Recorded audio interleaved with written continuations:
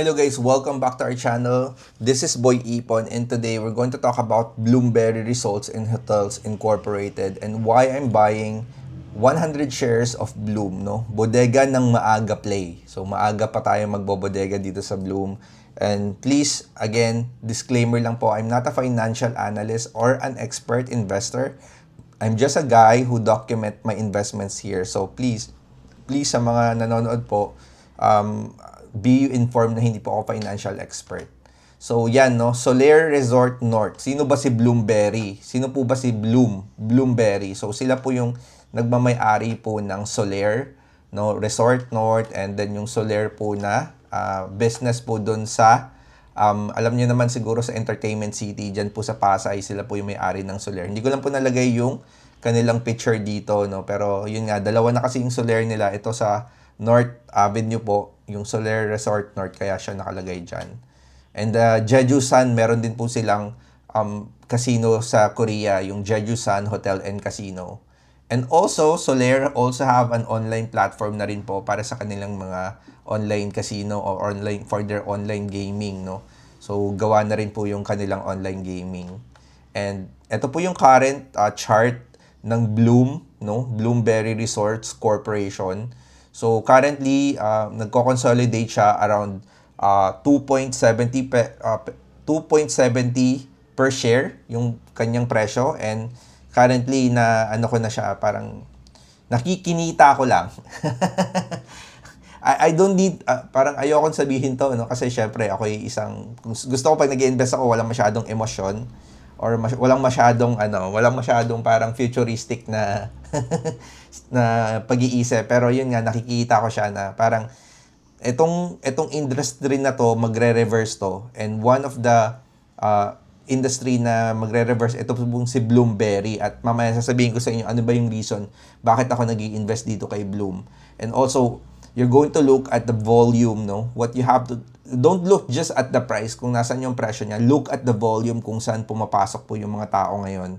So currently, ang nagpapalitan, medyo mataas po ang palitan ng volume sa presyo na around 2.70-ish pababa. No, makikita nyo, no, hindi naman masyadong nagbabago yung presyo. Pero kung mapapansin nyo yung mga volume around this space is mataas. So ako, hindi lang kasi ako nag-i-invest sa presyo, nag-i-invest ako doon sa mga tao na nag-i-invest because of kasi po yung volume na yan, it represents people and money. Pwedeng banks, pwedeng institutions, no, at dahil hindi pa siya masyadong gumagalaw, nandito po talaga yung bid, no, nagbi-bid. Kumbaga ito yung bid order block, and ako, ang bid ko dito is around 2.70 pababa, at siguro mabebenta ako around, if ever, no, yung if mayroong probability na umakyat siya, ang benta ko is around here on this space. But mamaya sasabihin ko sa inyo why this stock might move, no, ahead. Ngayon kasi hindi pa natin siya nakikita nag-move kasi dahan-dahan yan. Alam niyo naman yung mga institution, hindi naman po yan agad-agad pumapasok ng masyadong maraming pera. Dahan-dahan po yan nagbibid, at para hindi po gumalaw yung presyo. So reasons why I'm buying this stock is, VIP recovery of casinos because of the Philippine passport easing for Chinese. So isa ito sa latest news ngayon, na top news, no, siguro ano ba to? January 16, no? Nung January 16, ayan, no, ito po yung top story ngayon, no, why casinos are, or why hotel and casinos, hindi lang pala casino, pwede rin maapektuhan yung mga hotels, kasi yung mga Chinese passport holders, alam niyo naman, sila yung maraming pera pag nagsusugal, are allowed to enter Philippines for up to 14 days starting January 16. So ano ngayon, January 24, so January 16, ina-allow na silang pumasok sa Pilipinas na visa-free. Kumbaga, they don't need to buy visa, they just need to have a passport, get on the plane, make sure na meron silang return ticket, and yung hotel na pupuntahan nila kapag nagpunta sila dito sa Pilipinas. So they're allowed to play and gamble here, technically, no? Kasi sila yung mga VIP. Hindi lang naman sila pupunta sa mga hotel and casino, no? Pero yun nga, just for 14 days, no? Ano ba yung ginagawa mo pag 14 days? Diba? Nagbabakasyon ka, gusto mo mag-relax. So yun, Chinese nationals are allowed to enter Philippines visa-free, effective starting January 16, 2026. Chinese passport holders may enter the Philippines without the requirement of a visa for up to 14 days. Chinese nationals availing of the visa-free program need only to represent a passport valid for at least 6 months beyond the contemplated stay, no? So, they are allowed, no? Kailangan lang ng valid passport and tsaka yung return ticket. Alam ko yung return ticket, ayan, and a return or onward ticket to the next country of destination upon arrival. So, kailangan pag nag-arrive sila, meron silang return ticket and a confirmed hotel accommodation, no? DFA also added that the visa-free privilege is only valid for those entering through NAIA in Metro Manila and MCIA in Cebu and is effective for 1 year.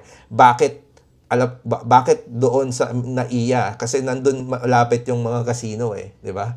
And then MCIA Cebu din, meron ding malapit na casino doon, di ba? May casino rin doon sa Cebu and effective for 1 year. So, for 1 year, magkakaroon po ng ganitong patakaran and they will review it after 1 year kung i-continue ba, no? So that is one of the top story and potential revival of Chinese VIP segment for casinos because the visa-free entry for Chinese nationals is a welcome development for Bloom, no? Which has seen its VIP numbers go down significantly since the second half of 2023. Kasi nga medyo may yung pandemic, 'di ba? Meron yung difficulty ng pag-get ng visa, no? Medyo may kahirapan kaya nag-apektuhan talaga yung presyo ng Bloom. At nakita niyo naman yung Bloom, 'di ba? From 7 no medyo nanggaling pa ata ito sa 12 bumagsak siya ng around 2.70 na lang, no? Ang baba na ng presyo niya kasi nga syempre humina yung earnings, medyo lumaki yung utang. So this developing news might affect the reversal. Might lang po, meron lang pong probability, no? Hindi po tayo 100% sure about it. Pero yun nga, this big move sa Philippines natin will take effect, no? Nung January 16 pa. So, give it 3 months ngayon, titingnan natin kung ano na yung mangyayari sa earnings nila. And that might affect yung presyo, no? Yung presyo na to, it might affect in the future. Pag nag-iba na yung earnings, pag nag-iba na yung simoy ng hangin po for Bloomberry. So, and also another one yan, makikita nyo yan, latest news po yan ngayon, no? Nung January 16 may news and then another last 2 days ago, gaming sector seen to post modest growth in 2026, analyst. So, yan, no? Medyo nakikita na lang nung iba ng analyst at nalalathala na siya sa mga business news online, no? Ito si Business World. So, pero, even nagkakaroon na siya ng news, hindi pa siya gumagalaw. Ang kagandahan doon, hindi pa po ito masyadong gumagalaw. And kaya ako nag-enter, no? I decided to enter. And if pag yung entry natin gumanda, no, medyo umakyat yung presyo, syempre, once the price reacts, doon pa tayo magdadagdag. Kasi syempre, pag na-confirm yung ano natin, yung ating sentiment, syempre, magdadagdag tayo ng konti-konti. Pero controlled entry pa rin. So, buy with FV estimate of 4.95. So, itong broker, kung saan natin nababasa to, ang kanilang FV estimate dito, fair value estimate, is around 4.95. So, ang presyo niya ngayon is 2.70. So, around dito daw sila, no? 4.95. So, around malapit sa 5 pesos dito yung kanilang estimate na tataas yung presyo. Yan lang yung estimate lang naman po yan, no? Hindi naman po yan kasiguraduhan. And also, one of the reason why I'm buying this stock is because this company is owned by the richest man in the Philippines, Enrique Razon, yung may-ari po ng ICT, no? At kung ako si Enrique Razon, may-ari ako ng Soler, hindi ko papayagan, no? Papayagan na bumagsak lalo yung kumpanya ko, di ba? Ikaw yung pinakamayaman sa Pilipinas. Anong iniisip mo ngayon sa mga panahon na to? Bakit ganito yung stock price ng kumpanya mo? Ano yung gusto mong mangyari? And why this news enter the atmosphere? Bakit nagkaroon ng ganito? Sa tingin mo ba walang connection yan because dito sa taon to?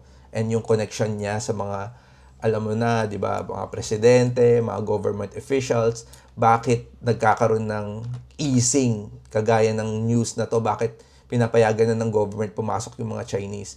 Is because maybe they have connections because this is affecting their businesses at may mga connections sila sa mga presidente at marami silang pera. Alam niyo naman, pag marami kang pera, meron kang influence sa mga government officials. Might be, no? Ano lang, di ba? Hindi ako sigurado na ganun nga, di ba? I'm just speculating, no? Ito walang kasiguraduhan.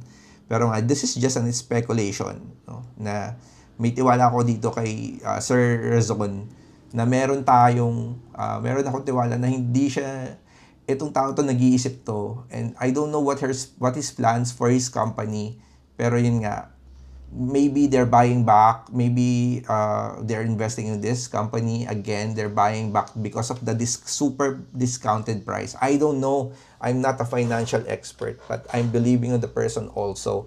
That's the reason why I'm putting my money in. Konti lang naman, di ba? 1,000 shares, magkano lang po yung pagmamay-ari ko, around siguro ay 4,000 ba? 3,000. So, eto, another one is Simply Wall Street, earnings, future growth of Bloomberry. Pag nagpunta kayo sa Simply Wall Street, meron siyang future growth na updated last January 2026. Ang last update niya is earning per share growth rate is around 119%. Halos doble ng earnings niya. Bakit? No? Why? Because of that easing.